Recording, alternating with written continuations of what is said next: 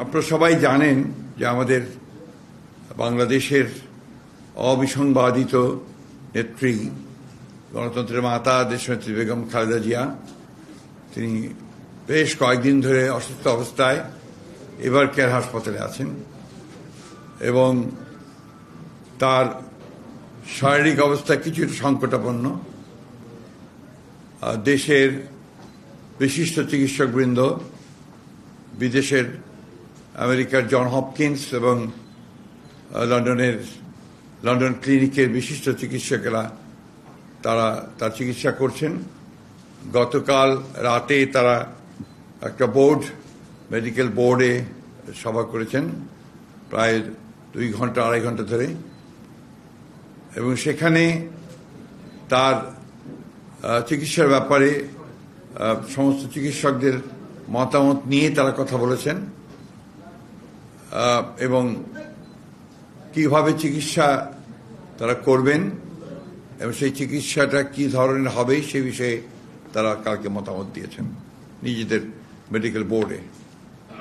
তাকে বিদেশে নেওয়া প্রয়োজন এই কথা তারা বলছেন যে হয়তো প্রয়োজন হতে পারে, কিন্তু তার এখন যে শারীরিক অবস্থা, সে অবস্থায় তাকে বিদেশে নেওয়ার মতো কোনো শারীরিক অবস্থা নেই।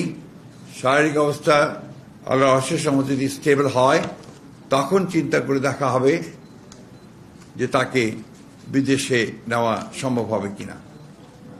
তবে বিদেশে নেওয়ার জন্য যে প্রয়োজনীয় বিষয়গুলো রয়েছে, আপনার ভিসা, অন্যান্য দেশের সঙ্গে যেসব দেশে যাওয়ার সম্ভব হতে পারে সেসব দেশের সঙ্গে যোগাযোগ করা এবং এর অ্যাম্বুলেন্সের ব্যাপারগুলো নিয়ে যথেষ্ট আলোচনা হয়েছে এবং সেগুলো মোটামুটি কাজ এগিয়ে আছে।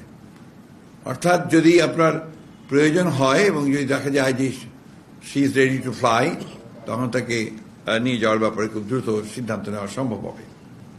আরেকটি বিষয় যেটা আমি আপনাদের মাধ্যমে গোটা দেশবাসীর কাছে জানাতে চাই, যে স্বাভাবিকভাবেই দেশনেত্রী বেগম খালেদা জিয়া এই দেশের সবচেয়ে জনপ্রিয় নেত্রী এবং তার অসুস্থতায় সব মানুষই উদ্বিগ্ন, উৎকণ্ঠিত এবং অসংখ্য মানুষ হাসপাতালে ভিড় করছেন।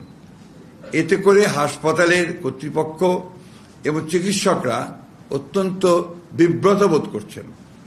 তারা চিকিৎসা কার্য চালাতে প্যারামেডটাও এবং একসাথে অন্যান্য যারা রোগী আছে তাদেরটাও তাদের সেখানে বিঘ্ন সৃষ্টি করা হচ্ছে। তা আপনাদের মাধ্যমে আমি সকলের কাছে অনুরোধ জানাতে চাই যে আপনারা কেউ দয়া করে হাসপাতালে ভিড় করবেন না। অনুগ্রহ করে বিএনপি নেতা কর্মী, তার শুভাকাঙ্ক্ষী বা দেশের মানুষ, তারা দয়া করে হাসপাতালে ভিড় করবেন না।